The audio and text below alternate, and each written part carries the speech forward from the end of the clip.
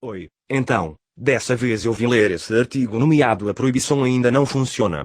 Esse artigo foi escrito pela Lugamar e Glitterbomb no dia 28 de maio de 2019, e traduzido ao português pelo Ian Zurkot no dia 26 de agosto de 2020. Sem mais delongas, agora começarei a leitura desse artigo. Alabama, Geórgia, Texas, Ohio, Kentucky, Mississippi e Missouri foram todos criticados recentemente por sua aprovação de várias leis anti-aborto extremamente restritivas e possivelmente inconstitucionais. O objetivo de tais leis afirma-se é proibir as taxas de aborto, preferencialmente a zero. O problema entretanto, que a proibição nunca funcionou para atingir tais objetivos. Mesmo se alguém for pró-vida ou desejar reduzir as taxas de aborto, isso não muda o fato fundamental de que criminalizar o aborto apenas leva a um aumento de abortos inseguros, em vez de reduzir as taxas gerais. Como a era da proibição do álcool, a guerra contra as drogas em curso, a proibição do trabalho sexual ou qualquer outra medida semelhante mostraram, a proibição é inadequada, na melhor das hipóteses, para resolver esses problemas e, na pior, geralmente os agrava.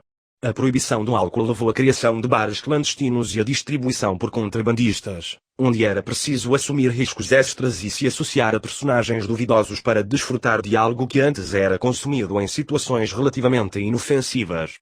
A proibição significava que esforços educacionais não eram realizados para ensinar as pessoas a beber com responsabilidade e, portanto, aqueles que consumiam ilegalmente eram menos instruídos sobre como lidar com o álcool com segurança.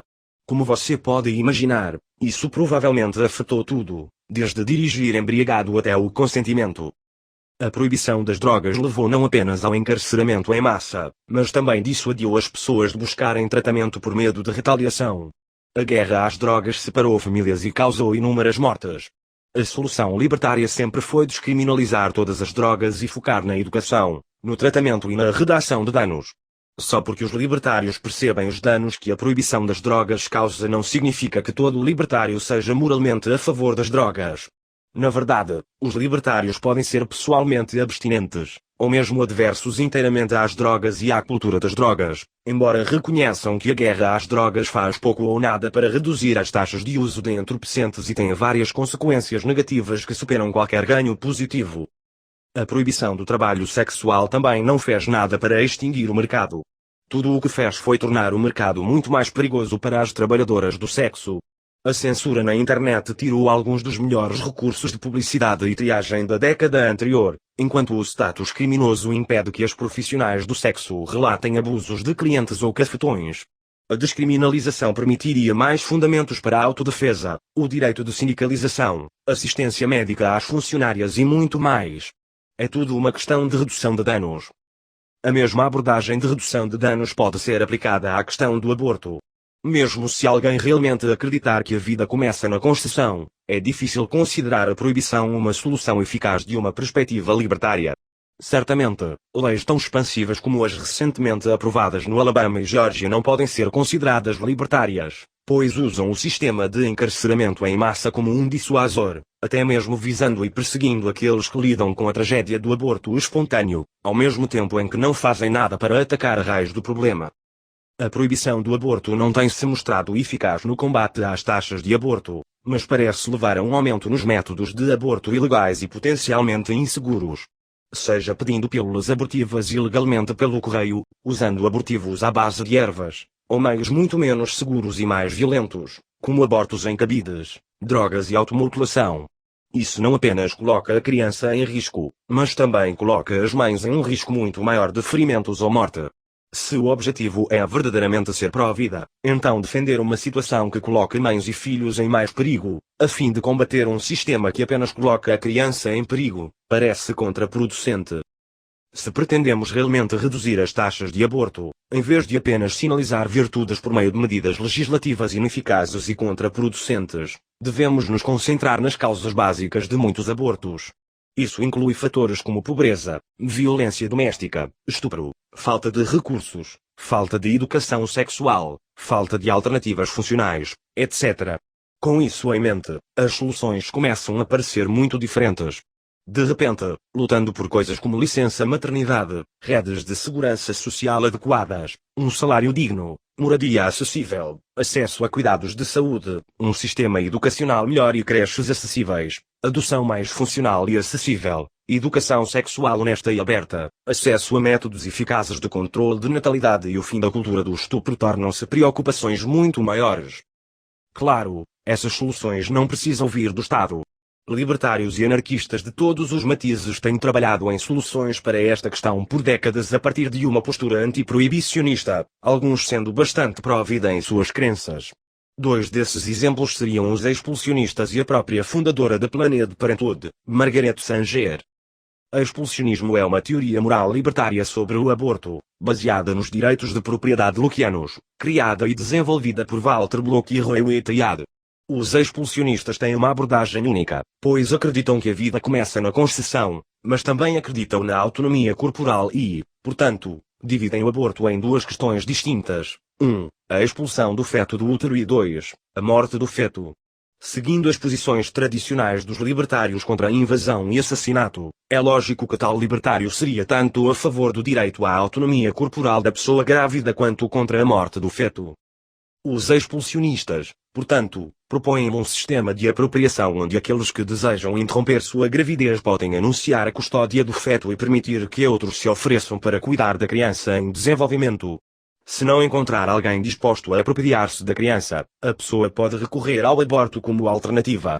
A diferença entre esse método e o da adoção tradicional é que ele promove o uso de tecnologia médica avançada para aumentar as chances de viabilidade fora do útero em estágios muito anteriores de desenvolvimento, o que significa que se pode potencialmente expulsar o feto sem matá-lo. Isso seria visto pelos expulsionistas como preferível ao aborto quando disponível e com os avanços nos cuidados neonatais nas últimas décadas, o que está levando a uma diminuição no limite inferior de viabilidade, que já está em aproximadamente 5 meses de idade gestacional. Isso está se tornando cada vez mais disponível como uma opção. Outra opção vem da infame ativista pelo controle de natalidade Margaret Sanger. Embora alguns mitos tenham flutuado sobre seus laços com a promoção da eugenia, ela foi uma antifascista ao longo de sua vida e, embora muitos possam não saber, foi até uma anarquista ávida. Embora ela pudesse ser vista saindo com gente como Emma Goldman ou escrevendo publicações como The Woman Rebel, cujo slogan era "Sem deuses, sem mestres", pode surpreender alguns, ainda mais, saber que suas motivações para defender o controle da natalidade e a educação sexual eram muito pró-vida. Ao longo de seu ativismo inicial, ela tornou conhecida sua posição contra o aborto, até mesmo defendendo o controle da natalidade como uma forma de conter as taxas de aborto com slogans pró-vida como "não mate, não tire a vida, mas previna", e até mesmo alertando os pacientes, aquele aborto foi um erro, não importa o quão cedo ele foi feito, estava tirando vidas, que a contracepção era o melhor método, o método mais seguro, levaria um pouco de tempo, um pouco de trabalho, mas valeria a pena a longo prazo, porque a vida ainda não teria começado. Mesmo enquanto lutava pelo acesso a métodos de aborto legais e seguros, Sanger continuou sua cruzada para conter a gravidez indesejada e as taxas de aborto por meio de educação sexual e acesso ao controle de natalidade. Infelizmente, no contexto moderno de hoje, é duvidoso que você ouça a Planned Parenthood inclinar-se para esse lado da política de Sanger, apesar de ser uma forma de construir pontos potenciais entre ela e as feministas pró-vida que podem também ser céticas em relação à proibição. Grupos como New Wave Feminists e In Defense of Life já adotam uma abordagem semelhante. Ambos misturam uma perspectiva feminista interseccional moderna sobre justiça social com a ética de vida consistente mais tradicional adotada, por exemplo, pela Igreja Católica e outros defensores da justiça social, embora permanecendo firmemente contra a proibição. As feministas da nova onda não trabalham para tornar o aborto ilegal, elas trabalham para torná-lo impensável e desnecessário. E, elas, fazem isso chegando à raiz da necessidade de fazê-lo. Grupos como Feminists for Life, Susan B. Anthony List e Feminists for Non-Violent Choices, por outro lado, tendem a se inclinar para as causas do aborto, enquanto continuam a defender a proibição e se beneficiariam de uma interação mais aberta com libertários pró-vida de convicção anti-proibição para empurrá-las para soluções mais holísticas. Essas soluções podem ser encontradas apoiando um forte movimento sindical de base que pode lutar por saúde, licença maternidade e um salário mínimo, lutando contra o preconceito em programas de adoção privados para dar às crianças uma chance melhor de encontrar uma família amorosa, abolindo os serviços de proteção à criança em favor de um sistema de agências de acomodação infantil de base, construindo e participando de redes comunitárias de ajuda mútua para ajudar as pessoas com creches, alimentos, suprimentos para bebês, moradia e outras despesas diárias e de emergência, fornecendo acesso a métodos eficazes de controle de natalidade e capacitando indivíduos ensinando-os consentimento e educação sexual honesta e inclusiva. Podemos debater sobre a moral religiosa da atividade sexual e podemos até encorajar nossos filhos e outras pessoas a adotarem nossa moral sexual, mas, do ponto de vista puramente de redução de danos, a honestidade ainda é a melhor política quando se trata de educação sexual. Ensinar os indivíduos a estarem seguros ao se engajar na atividade sexual não é o mesmo que encorajar a atividade sexual e pode-se fornecer educação sexual honesta e aberta enquanto ainda avisa as crianças contra o envolvimento em tais atividades até que estejam mais velhas ou em um relacionamento saudável e ou comprometidos. E embora o controle da natalidade possa ser um assunto delicado para algumas pessoas religiosas, precisamos lembrar que é uma decisão médica e religiosa individual e, portanto, não deve ser regulamentada legislativamente. No que diz respeito a responder às leis de proibição, nosso primeiro objetivo deve ser fornecer acesso seguro aos métodos de aborto. Felizmente, a tecnologia e o conhecimento científico avançaram muito ao longo dos anos e, portanto, é muito mais fácil obter um aborto seguro, mesmo enquanto eles permanecem ilegais.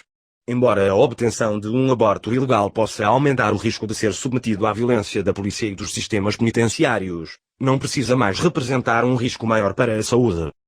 Como Bial da Quinta Coluna aponta, muitos abortos hoje em dia são induzidos por medicação oral. Mesmo quando essas pílulas são proibidas para fins de aborto, por se tratarem de medicamentos multiuso, continuarão disponíveis para outras necessidades? Isso abre a porta para o agorista ou contra-economista mais experiente acessar tais pílulas, apenas para redistribuí-las aos necessitados. Se alguém deseja ser ainda mais profissional com esse tipo de empreendimento, as máquinas de ultrassonografia estão facilmente disponíveis online por apenas algumas centenas de dólares. Seja por meio de médicos e enfermeiras profissionais que prestam esses serviços em segredo para clientes necessitados, ou cidadãos preocupados pesquisando e treinando para fornecer o melhor atendimento possível, precisamos pressionar por esse tipo de acesso seguro como meio de reduzir as taxas de mortalidade causadas por abortos inseguros que tendem a aumentar sob a proibição. Embora grupos como New Wave Feministas e In Defense of Life sejam um começo, ainda precisamos de vozes mais radicalmente libertárias se entrepondo na conversa em uma tentativa de afastar os pró-vida da proibição como solução. Precisamos dos esforços dos agoristas provedores de aborto para ajudar a reduzir as taxas de mortalidade causadas por abortos ilegais inseguros. Precisamos dos esforços dos cientistas e profissionais médicos que trabalham para aumentar a taxa de viabilidade de fetos nascidos prematuramente. Seja pró-vida ou pró-escolha, deve-se ser capaz de encontrar um terreno comum na luta contra a proibição e na luta contra a cultura do estupro, a pobreza e a educação sexual inadequada. É apenas uma questão de fazer as pessoas perceberem como esses problemas se cruzam. No demais foi isso, espero que todos tenham gostado da leitura desse artigo, código do TikTok e na descrição para caso vocês queiram ajudar o canal, link do artigo também na descrição, e, até mais.